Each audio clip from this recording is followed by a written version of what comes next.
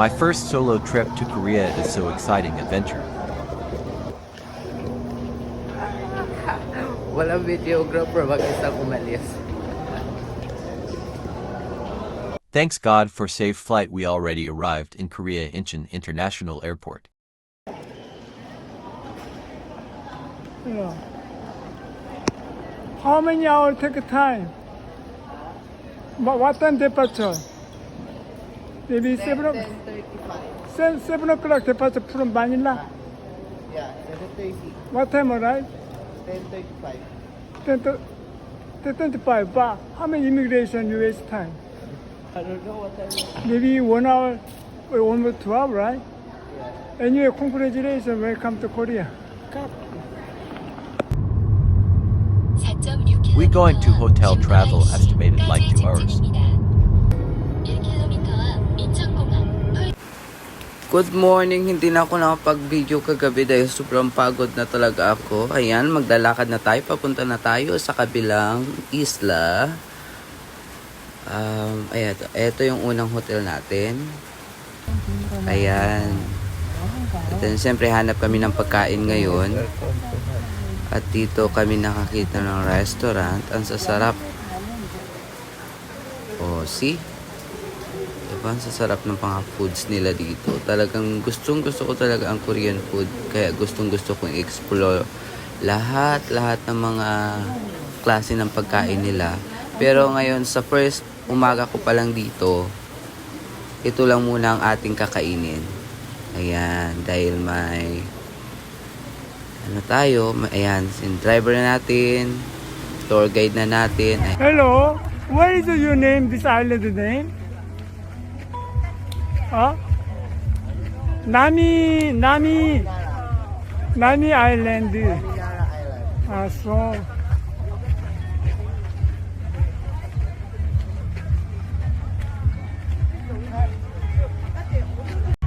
Ayan, kaya tayo lang mag-isa, tayo lang din mag-isa maglalakad-lakad. Iikutin natin dito ngayon sa Nami Island.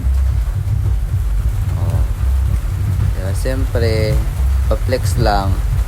Tingnan nyo guys sa mga puno dito, ang tatingkad ng mga kulay. At saka ang tutuwid. Ayan oh. Kita nyo. Lilipat na naman kami sa ibang lugar pero hahanap na kami ng hotel para maistiyan ngayon sa susunod na gabi. At alas 6 na kasi ngayon ng hapon. Kaya kailangan namin maghanap ng hotel. Ito na po. Ayan. Ito ang ating bagong room ngayong gabi. Ayan. Diba? May kasamang jacuzzi. Ayan ang jacuzzi nila. Diba? At saka mura lang ang hotel dito guys dahil halagang 3,000 isang gabi. May jacuzzi ka na. Ayan ang labas ng hotel. Daran! Ito ang CR nila. Tapos, kung tapos ka na mag-CR, dito ka, mag-choice ka. Ito. Bide. Panghugas sa puwet. Ayan. Tapos flash. Kung gusto mo na malakas, ito. Dito ka lang. Bababa tayo ngayon, pupunta tayo sa parking area. I-check lang natin ang mga gamit natin sa sasakyan. Ito ang kanilang parking area. Ayan siya.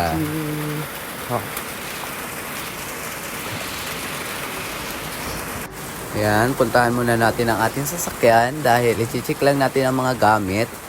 Kasi nga, ipiprepare dahil may appointment tayo ngayong araw. Ayan. Hello guys, ito ang sasakyan ko dito sa South Korea.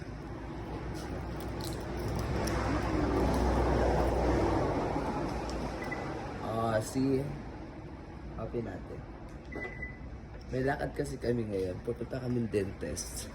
Dahil naka-schedule ako mamayang 10 a.m. para sa ngipin ko. Kaya ngayon, prepared. Bye guys!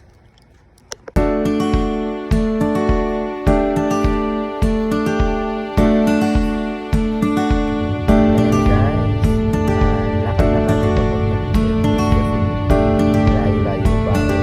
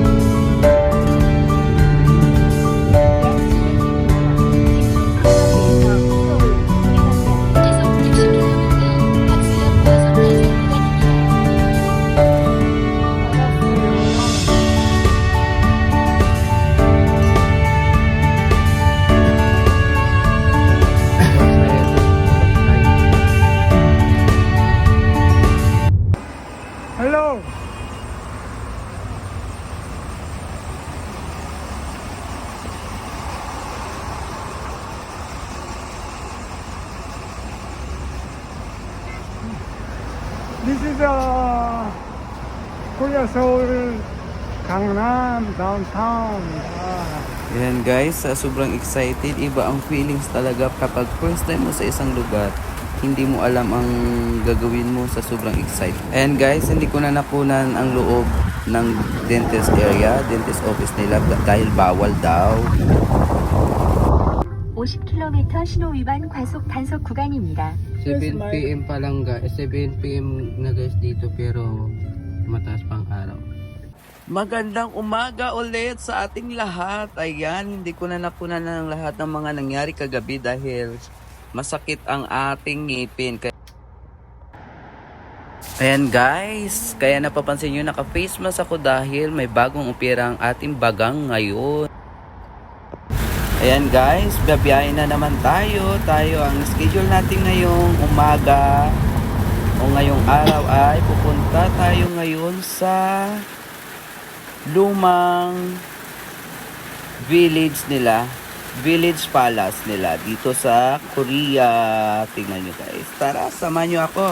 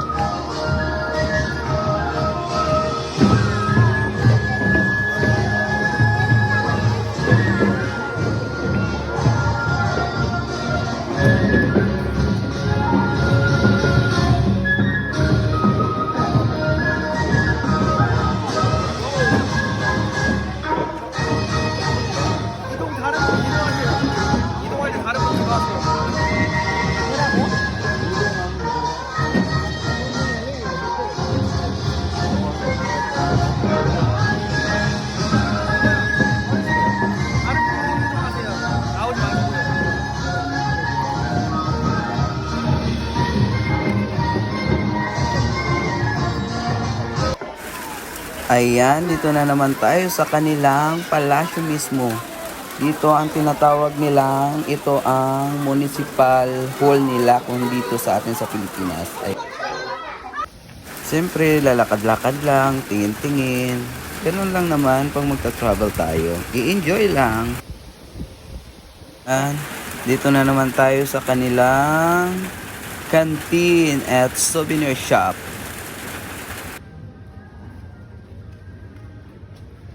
Ayan, isa na namang mapagpalang araw. Nandito na tayo sa baba para antayin natin ang ating sundo. Tayo ay may aakyating bukid ngayon. Ayan, aakyat na tayo guys, tara. Kaya natin mag-isang mag-akyat sa bukid na wala tayong tour guide ngayong araw. Kaya libangin na lang natin ang sarili natin. Ayan.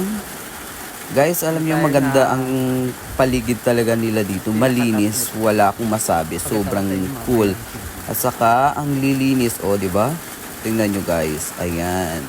Nandito na tayo ngayon, nagsisimulang mag-akyat. Napakalinis ng kanilang kagubatan.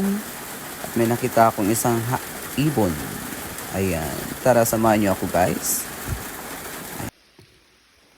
Diyan! Nandito na tayo guys sa ibabaw ng bundok na tinatawag nilang Guanacsan Mountain. Ayan o. O, di ba? Dito na tayo. Malapit na tayo sa pinaka-tuktok mismo talaga. Ayan, malapit na tayo. Already here. Ayan guys, dito na talaga tayo sa sinasabi nilang tuktok. Ayan, dito tayo ngayon sa kanilang temple sa ibabaw ng bundok na ito. Tingnan nyo guys, yung temple nila. Maliit na temple lang to. Pero dinarayo talaga ng mga turista. Ito ang ibabaw, oh. Oh, di ba? Kita nyo? Pagkataas, di ba? Ayan. Ayan ang view ng Seoul. Dito tayo sa gilid para makuha natin. No, di ba? Kitang-kita ang buong Seoul, Korea. Ayan. O, siyempre, piplex ko rin ako. Ayan. Our next destination in our palace. Korean palace nila. Sorry guys, hindi ko na nakuna ng iba dahil pagod na pagod talaga ako. Mahirap din talaga kapag mag-isa ka lang magbiyahe. Walang photographer. Yan. Kaya, pasalamat na lang tayo. Confident lang tayo talaga sa sarili natin. Ayan guys. Nagulat ako, magpapapicture sana ako. Biglang umalis sila. Magpapalit ata sila ng bagong bantay. Kaya nag-iikot na yan sila. Sayang hindi ako nakapagpapicture dito sa mga gwardiya nilang ito.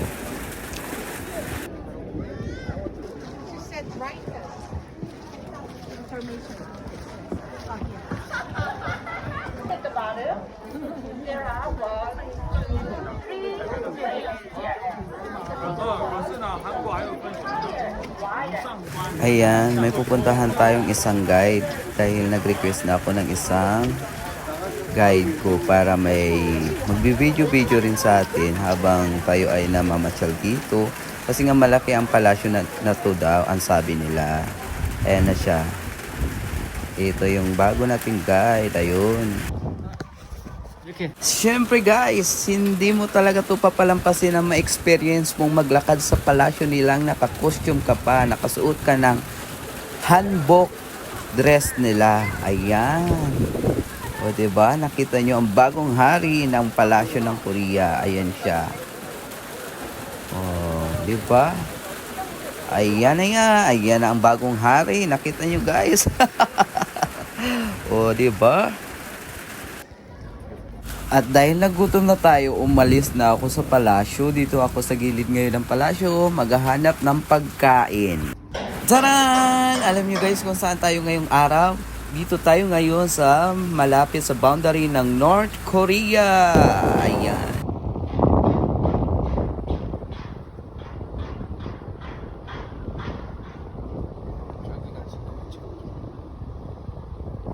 Going to North Korea. There. Yeah, over there. Over there.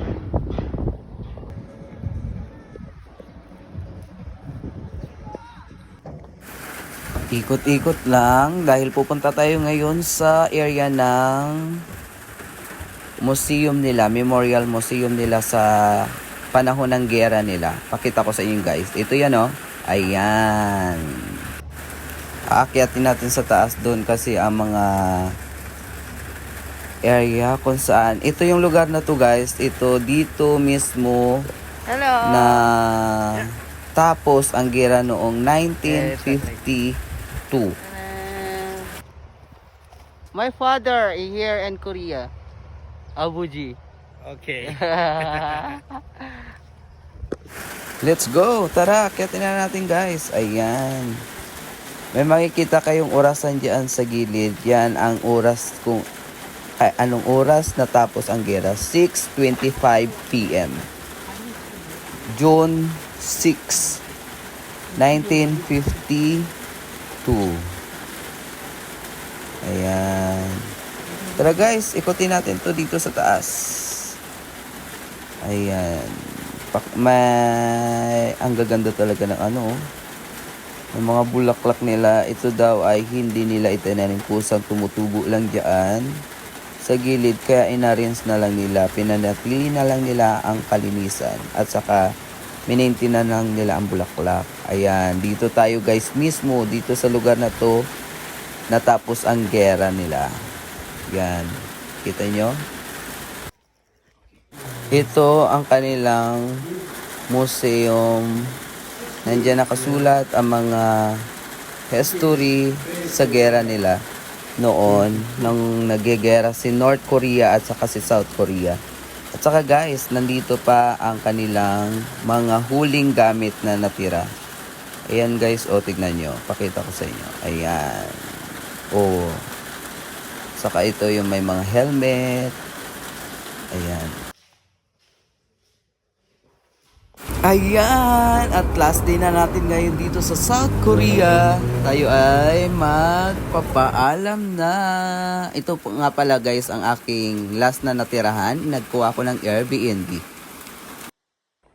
Tara! Nasa airport na tayo guys. Pauwi na tayo ng Pilipinas. Ayan. Maraming salamat. Sana po nag-enjoy kayo.